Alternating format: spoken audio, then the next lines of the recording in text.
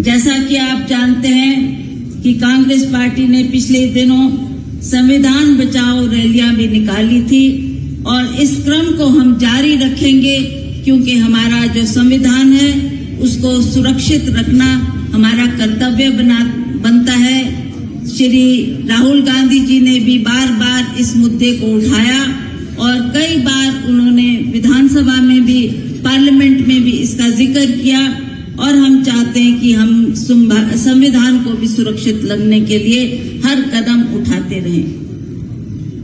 पिछले दिनों हमारे देश में 22 मई को 2025 को आतंकवादियों ने जम्मू कश्मीर के पहलगांव में 16 पर्यटकों को खास तौर पर धर्म के आधार बनाकर चुन-चुनकर निर्मम हत्या की।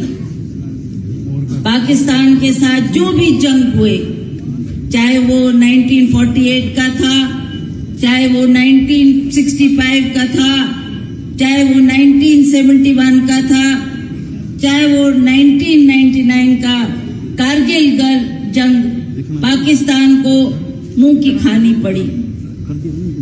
1971 की जंग में श्रीमती इंदिरा गांधी के नेतृत्व में हुआ, जो कि अभी आपने उनका भाषण भी सुना और किस तरीके से उन्होंने पाकिस्तान के 2 टुकड़े किए। हमें बड़ा गर्व है कि हमारे इंदिरा गांधी के नेतृत्व में पाकिस्तान के 93 सैनिकों ने सरेंडर किया था, जो कि दुनिया का एक ऐतिहासिक घटना है। हाल में ही पाकिस्तान में चलाए जा रहे इस आतंकवाद के खिलाफ हमारी देश की तीनों सेनाओं के दुश्मनों को मुंह तोड़ का जवाब दिया। हमें अपनी सेनाओं पे गर्व है और इसके साथ हम उनके शौर्य को और उनकी वीरता को बार बार सलाम करते हैं। मेरा आप सभी से अनुरोध है कि आज का दिन हमने खास करके हमारे सैनिकों के लिए चुना है। उनका सम्मान करना, उन्होंने जो शौर्य हमारे सीमाओं पर दिखाया, कितने जवान उसमें शहीद हुए, उनके परिजन भी आज हमारे बीच में आए हैं, उनको भी सम्मानित किया गया।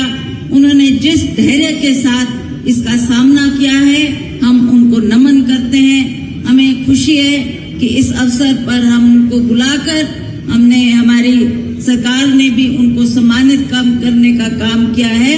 और जैसा कि अभी आप जानते हैं कि हर जिला में भी हमारे बहुत से ऐसे सैनिक हैं जिन्होंने वहां पर जाकर अपनी सेवाएं दी और हम चाहते हैं कि हम जिला स्तर पर भी इस कार्यक्रम को जारी रखेंगे, ताकि हर जिला के जो सैनिक थे, जिन्होंने इस युद्ध में बहुत अच्छा एक प्रदर्शन दिया और हमारी देश को सुरक्षित करने के लिए वो सरहद पर जो लड़ाई उन्होंने लड़ी है, उसके लिए हम उनको नमन करते हैं। और आज इस दिन के हम सभी हमारे भारतवासी, भारत के कोने कोने से आए सभी लोग इसमें शामिल होने का प्रयास करते हैं, किया है। और जैसा आप जानते हैं कि पूरे भारतवर्ष में इस कार्यक्रम को चुना गया।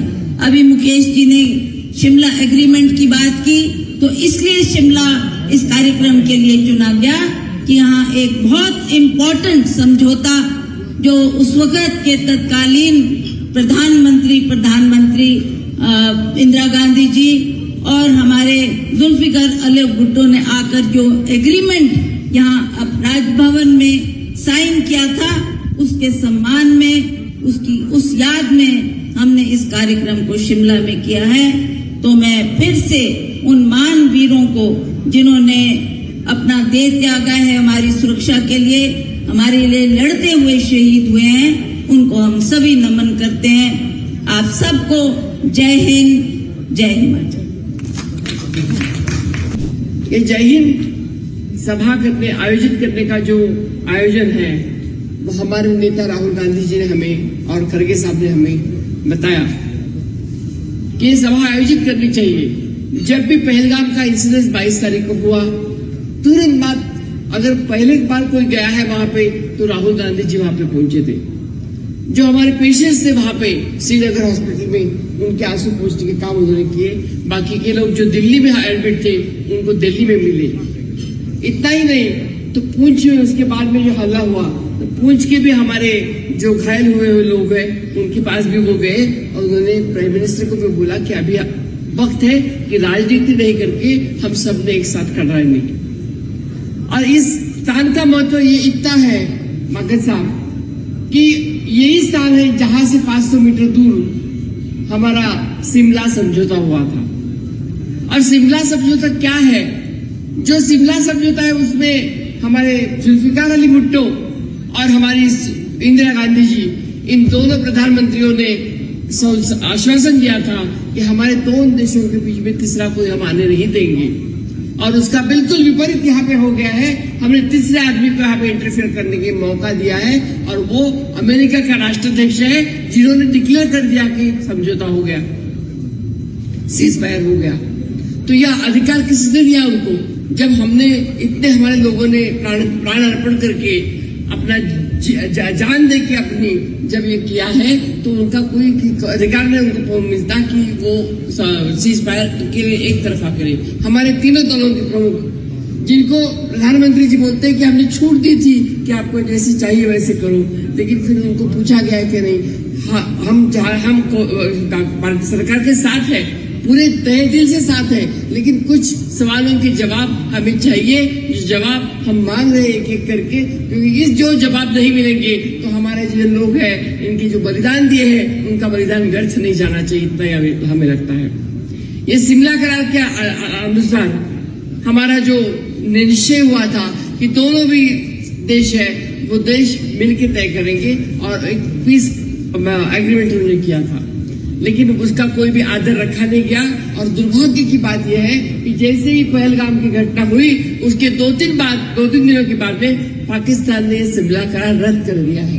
आप देखिए पढ़ के, शिमला करार उन्होंने कैंसिल कर दिया सोमोटो अकेली तरफ से। तो ये क्या दर्शाता है? ये यही दर्शाता है कि इन लोगों को कि कुछ भी हमारे लिए, हमारे देश के लिए सम्मान नहीं है, सम्मान नहीं मानते और वो मन में एक और दिखाने के लिए ऐसे करके करते हैं। इसलिए मुझे लगता है कि ये स्थिति है कि हमने एक साथ एकजुट होकर हमने सबने लड़ाई करने की आवश्यकता है। हमने सब एक बहुत ही सॉलिडेरिटी से हमने हमारे लोगों के साथ खड़ा रहना है। और ये जो हमारे सैनिक है जो मरे हुए हैं, ये शहीद हुए हैं, जो घायल हुए हैं, उनके साथ हम रहेंगे, इतना ही हम प्रतिज्ञा करेंगे। और हम कुछ ज्यादा बात नहीं राजनीतिक करेंगे, एक ही बात करेंगे कि जिस तरह से घटना भी हमारी जो बाबा साहब अम्बेडकर ने, पंडित जवाहरलाल नेहरू से सब लोगों ने हमें कॉन्स्टिट्यूशन दी है, उस कॉन्स्टिट्यूशन को भी मानना बहुत जरूरी है। वो कॉन्स्टिट्यूशन के लिए भी हम आग्रह करेंगे कि कॉन्स्टिट्यूशन का सम्मान हम कर सकते हैं। इतना ही हमें यहाँ पे कहना है, क्योंकि ये जगह नहीं कि हम ज्यादा राजनीतिक बोले, लेकिन हम सभी तहे दिल से कांग्रेस पार्टी, जैसे हमारे राहुल गांधी जी ने, खड़गे साहब ने, सभी ने कहा है, तहे दिल से सरकार के साथ है, हमारे जवानों के साथ है, हमारे लोगों के साथ है। और हमें बिल्कुल मालूम है कि आप लोग हैं, इसलिए हम यहाँ पे जिंदा है। हम घूम सकते हैं, हम सो सकते हैं, हम रह सकते हैं। अगर आप नहीं रहते तो हम नहीं रह सकते हैं। तो इसलिए हम आपका सम्मान करते हैं, हम बिल्कुल आपके साथ रहेंगे। इतना ही बोलते हुए मैं धन्यवाद दे दूंगी। जय हिंद।